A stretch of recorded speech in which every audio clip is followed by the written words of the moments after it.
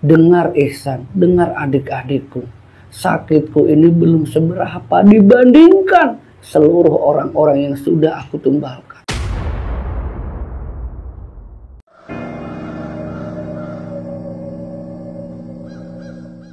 Bismillahirrahmanirrahim. Assalamualaikum warahmatullahi wabarakatuh. Alhamdulillah, jumpa kembali bersama saya Pak Ade di channel Hikmah Misteri. Apa kabar semuanya para penonton dan pendengar channel Hikmah Misteri? Semoga kalian sampai detik ini masih dalam keadaan sehat walafiat, selalu dalam lindungan Allah Subhanahu wa taala, selalu diberikan nikmat sehat, dipanjangkan umurnya, dilancarkan rezekinya, dan dimudahkan dalam segala urusan. Amin amin ya rabbal alamin.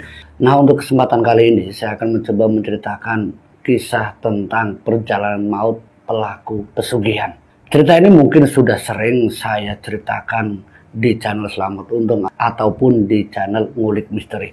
Tapi di dalam cerita ini saya akan mencoba meringkas bagaimana perjalanan maut seorang pelaku pesugihan. Nah, tidak usah lama-lama, kita langsung masuk ke cerita Hikmah Misteri. Sebut saja namanya Pak Darmo. Pak Darmo ini adalah seorang pelaku pesugihan. Nah, yang namanya seorang pelaku pesugihan yang diceritakan oleh narasumber yang tak lain adalah saudara kandungnya, adik kandung dari Pak Darmo. Ini menceritakan bagaimana dia mengurus Pak Darmo selama kurang lebihnya tuh hampir 7 tahun. 7 tahun mengurus Pak Darmo dalam keadaan yang sangat parah. Dan mungkin pada awalnya narasumber, sebut saja namanya Pak Ihsan. Pak Ihsan ini menceritakan bagaimana Pak Darmo ketika dia pertama kali itu jatuh sakit, yang saat itu masih ada istrinya, masih ada kedua anaknya. Tapi dalam prosesnya dia, dalam perjalanan dia menuju mautnya, ini kurang lebih itu 7 tahun seperti disiksa. Hidup dari Pak Darmo itu tidak enak sama sekali. Mungkin dari penglihatan secara mata awam, ia senang, anak istrinya serba kecukupan. Tapi semuanya itu karena hasil dari pesugihan yang secara tidak sengaja diketahui oleh adik kandung dari Pak Darmo, yaitu Ihsan, setelah masuk ke kamar ritual yang digunakan oleh Pak Darmo sendiri.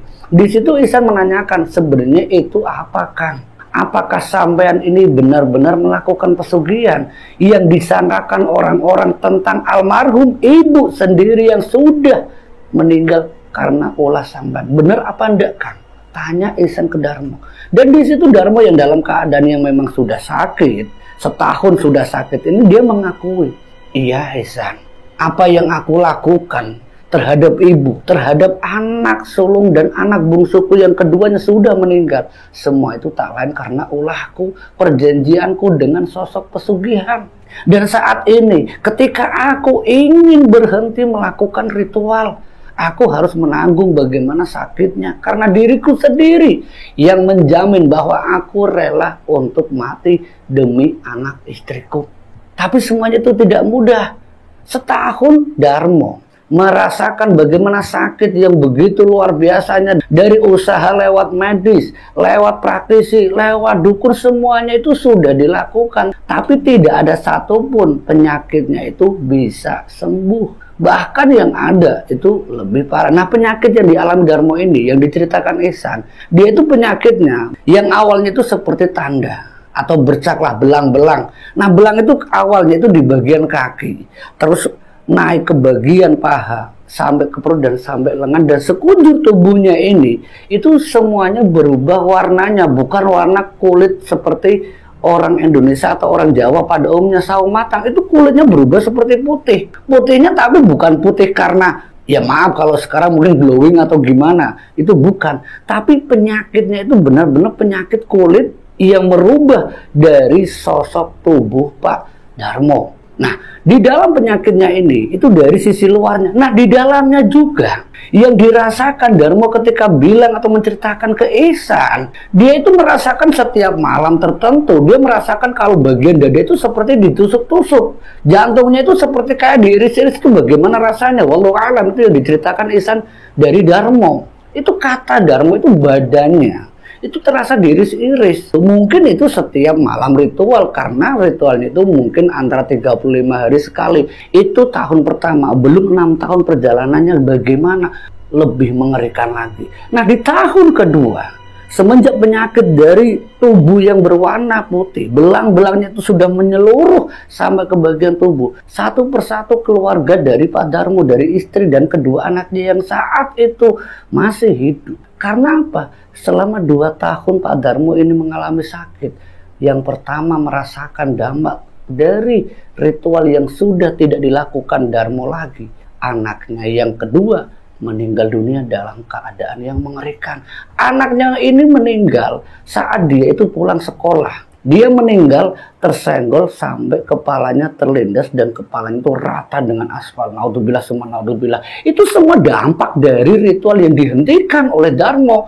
Nah, kematian anak keduanya Darmo ini yang diketahui oleh Ihsan, diketahui oleh Darmo dan istrinya, semua itu tak lepas dari persekutuan atau perjanjian yang sudah dilakukan oleh Darmo terhadap sesembahan pesugihannya. Dan itu terjadi di tahun kedua. Secara penyakit mungkin biasa disakiti, maksudnya bukan biasa dalam keadaan sehat, enggak, biasa tersakiti yang sudah tidak peduli dirasakan. Bahkan dia berharap, kapan aku mati, aku sudah tidak kuat. Itu yang sering dikatakan Darmo. Tapi ternyata sosok pesugihannya itu benar-benar nyiksa. Mungkin bukan hanya sosok pesugihan, azab ataupun karma dari Allah Subhanahu wa Ta'ala bagi orang yang sudah musyrik, menyekutukan Allah Subhanahu wa Ta'ala. Mungkin itu juga ganjaran ataupun karma, azab dari Sang Pencipta. 2 tahun anak keduanya meninggal. Di tahun ketiga dibarengi dengan harta yang sedikit demi sedikit terkuras demi usaha Darmo untuk kesembuhan dirinya. Semuanya tidak ada yang bisa berhasil. Semuanya itu gagal total.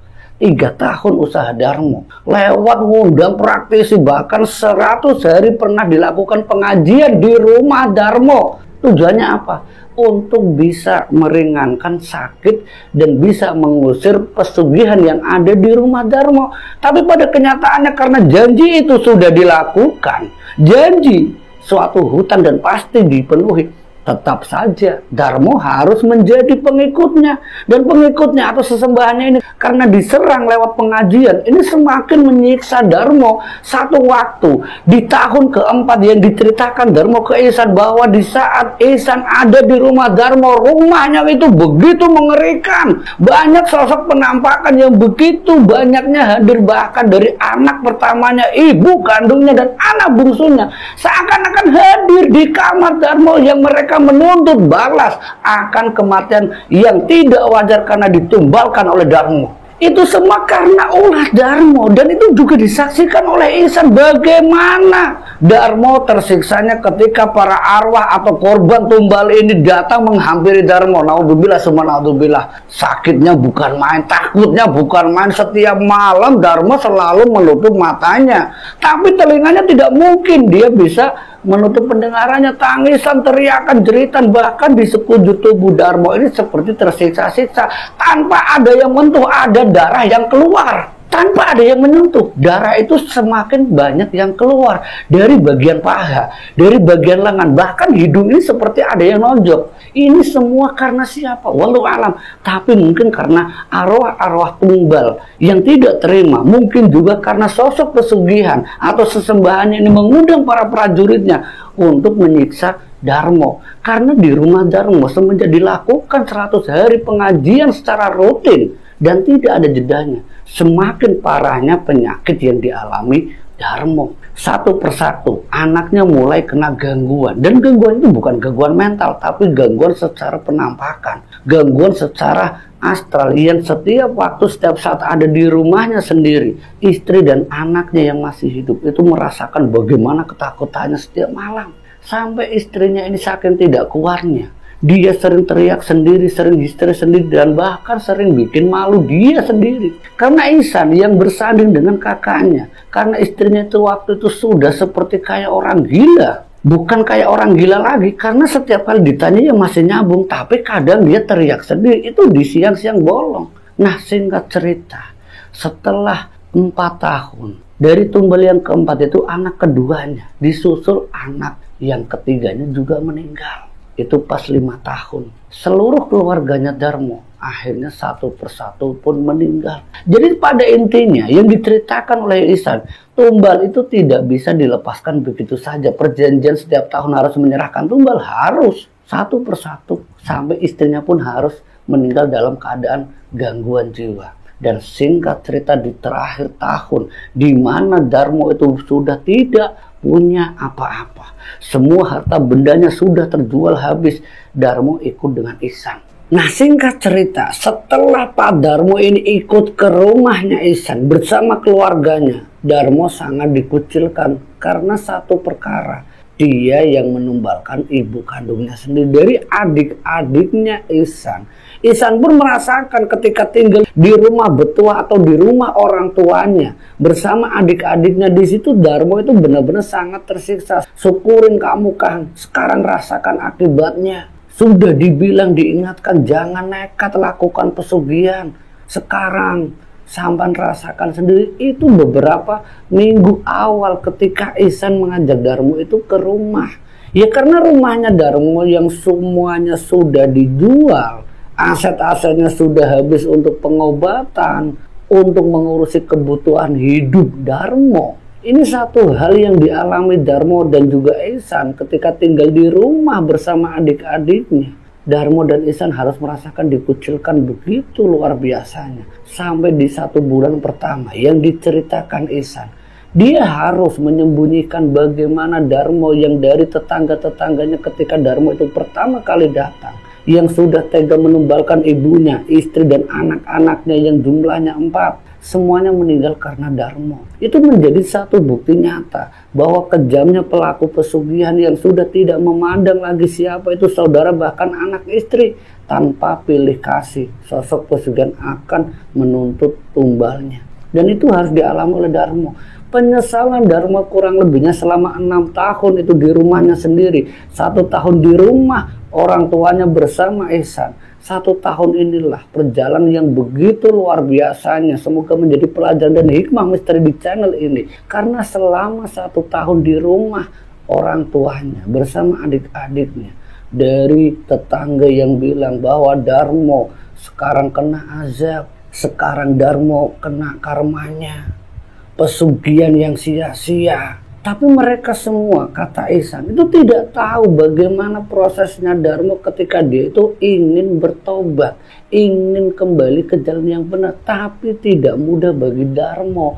Lewat usahanya Ihsan mengundang para kiai, para praktisi yang juga dulu pernah dilakukan di rumah Darmo. Tapi berbeda ketika di rumah Ihsan. Salah satu sesepuh, sebut saja namanya Pak Ustadz Imam. Pak Imam ini menjelaskan ke Darmo, kamu bisa saja tobat, tapi untuk diterima dan tidaknya itu urusan Sang Pencipta. Saya hanya bisa menuntun kamu mengucapkan 2 kalimat syahadat, mengucapkan dan membaca istighfar juga sholawat Nabi. Itu semua saya hanya bisa membimbing. Masalah diterima atau tidaknya, yang penting kita itu ikhtiar, berusaha, jangan menyerah. Dalam keadaan kamu, dalam keadaan apapun kamu Pak Darmo, ingatlah bahwa hidup dan mati hanya milik Sang Pencipta, bukan milik makhluk yang selama ini menjadi sesembahan Pak Darmo. Bukan Pak Darmo, dia itu juga sama dengan kita. Dia itu juga ciptaan dari Sang Pencipta. Dia itu makhluk yang dinamakan iblis, yang dinamakan siluman. Mereka tidak mudah mati. Ketika dia kalah, dia akan datang lagi mengundang yang lain, dan dia akan hidup kembali karena dia itu bukan golongan jin. Kalau jin mungkin meninggal. Itu kata Pak Ustadz Imam. Nah, disitulah usaha Darmo ketika dia sering melakukan istighfar, sholawat Nabi, dan juga sering bersahadat setiap waktu. Saat itu dia merasakan tubuhnya benar-benar serasa terbakar. Kulit yang tadinya berwarna putih itu seperti mengelupas. Darah itu keluar di spray atau di tempat tidurnya setiap malam, setiap waktu, dan setiap bulan. Darmo harus merasakan bagaimana pedihnya kulit yang terbakar. Itu seperti membakar dirinya ketika dia itu ingat akan Sang Pencipta. Pedih. Dan itu tidak mudah bagi Darmo. Perjalanan sakit dan sakaratul mautnya Darmo penuh perjuangan. Dia sadar diri ketika dia akan mati, karena ini adalah dirinya yang terakhir, karena sudah tidak ada lagi keluarganya, karena semuanya sudah meninggal. Dia tahu betul ajal itu akan tiba. Tapi karena bimbingan dari Pak Ustadz Imam tadi, dia harus berikhtiar. Terserah mau diterima atau tidaknya, Pak Darmo berusaha untuk sekuat tenaga, sekuat hati dan pikirannya. Jiwa raga, tubuh yang terbakar, perasaan hati yang begitu dalam penyesalannya. Semua itu dilakukan oleh Darmo. Dan saat itu bersama Ihsan, yang diduga adik-adiknya sudah mengetahui bahwa Darmo ini sudah dalam keadaan dia sudah bertobat. Setiap malam dia hanya bisa melakukan sholat dalam keadaan terbaring, dengan hidung yang kadang keluar darah entah dari mana penyebabnya. Darmo sudah pasrah dan meminta sama Ihsan juga adik-adiknya, jangan bawa aku ke rumah sakit percuma. Biarkan aku menerima azabku sendiri. Biarkan aku menerima apa yang sudah aku lakukan dulu. Sakitku belum seberapa ketimbang sakitnya ibuku, anak-anakku dan istriku yang saat ini di alam pesugihan. Aku tahu bagaimana mereka. Aku sadar bagaimana mereka yang tersiksa karena ulahku. Dengar Ihsan, dengar adik-adikku. Sakitku ini belum seberapa dibandingkan seluruh orang-orang yang sudah aku tumbalkan. Sakitnya luar biasa. Dan di situ Ihsan dan adik-adiknya hanya bisa menangis. Tidak sanggup bagaimana perasaan dan sakit jiwa raga Kang Darmo yang hanya tergeletak, dan setiap kali dia mengucapkan istighfar yang diiringi sholawat Nabi, setiap bacaan itu diucapkan dan keluar dari mulutnya, maka akan dirasakan bagaimana panas dalam tubuhnya, serasa kulit terbakar, mata berubah merah. Naudzubillah semua naudzubillah, seakan-akan mungkin sudah mendarah daging itu sosok pelaku pesugihannya. Seakan-akan azab itu benar-benar nyata dirasakan oleh Darmo.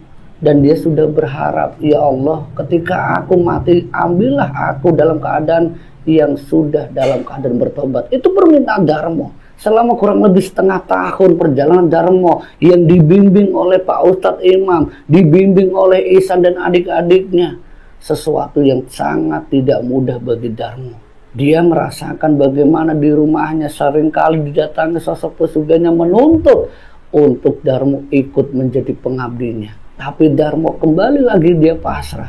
Kalau memang aku sudah berjanji padamu, ambillah aku. Tapi aku berharap ketika janjiku dengan kamu itu sudah lepas, izinkan aku untuk bertemu keluargaku. Ini permintaan Darmo dengan sosok pesugihan, sesuatu hal yang sangat aneh, tapi itu nyata didengar oleh Ihsan. Dan saat itu ketika iblis itu datang meminta pertanggungjawaban dari Darmo, sesuatu yang terjadi yang di luar nalar, yang dijelaskan oleh Darmo, yang disaksikan oleh Ihsan, sosok itu tidak bisa menyentuh Darmo, bahkan mendekat pun seakan-akan ada garis yang membatasi bagaimana sosok itu bisa menyentuh tubuh Darmo. Wallahu a'lam bishawab, apa yang terjadi? Apa mungkin, kata Ihsan, karena keyakinannya akan segala perlindungan hanyalah Allah Subhanahu wa Ta'ala yang sebaik-baik pelindung jiwa raga manusia. Itu keyakinan Ihsan. Dan disitulah adik-adiknya semakin yakin, semakin punya iman bahwa sebaik-baiknya pelindung, maha pengasih, maha penyayang hanyalah Allah Subhanahu wa Ta'ala. Ini yang dijelaskan Ihsan. Singkat cerita, selama 10 bulan di rumah bersama Ihsan dan adik-adiknya, keadaan Darmo ini benar-benar mengerikan.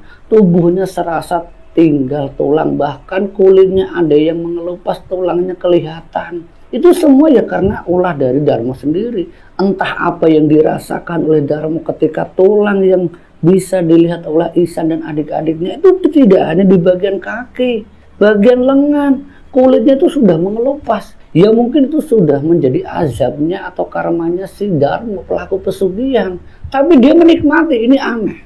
Dia menikmati azab itu, dia lebih percaya siksaku di dunia ini semoga ini menjadi siksa terakhirku sebelum aku kembali ke liang lahat, kembali ke sang pencipta, sang pemilik alam. Disinilah Darmo yang begitu kuat dan tegar dalam keadaan tubuh yang sudah tidak layak hidup. Dia mengaku tidak layak hidup. Karena apa ya, wajah sudah tidak terlihat lagi bagaimana fisik Darmo karena kulitnya sudah banyak yang mengelupas. Setiap kali disentuh itu kayak kulit yang, ya maaf, bisa lepas itu kulitnya ketika mencoba untuk dibersihkan. Dan saat itu dari Ihsan dan adik-adiknya hanya bisa membiarkan hanya dengan kapas yang sangat lembut pun kadang darah itu disertai dengan kulit Darmo. Naudzubillah ya Allah, naudzubillah summa naudzubillah. Dan singkat cerita, di saat sakaratul mautnya Darmo, dia yang berusaha untuk bersahadat, yang dibantu oleh Pak Ustadz Imam Ihsan dan adik-adiknya, dengan mudah Darmo mengucapkan 2 kalimat syahadat, dengan mudah kalimat istighfar, dengan mudah kalimat shalawat Nabi dan tahlil tahmid itu diucapkan oleh Darmo. Sesuatu yang luar biasa bagi Darmo. Tapi yang dijelaskan oleh Ihsan ini, sisi kelam dari hidup Darmo ini begitu mengerikan. Perjalanan mautnya itu begitu luar biasa siksa dan azabnya. Semoga kisah dari Pak Ihsan ini tentang kakak kandungnya itu Darmo bisa menjadi pelajaran dan menjadi hikmah di cerita misteri kali ini. Saya Pak Ade, terima kasih untuk kalian yang sudah support dan dukung channel Hikmah Misteri. Akhirul kalam, wallahu muwaffiq. Wassalamualaikum warahmatullahi wabarakatuh.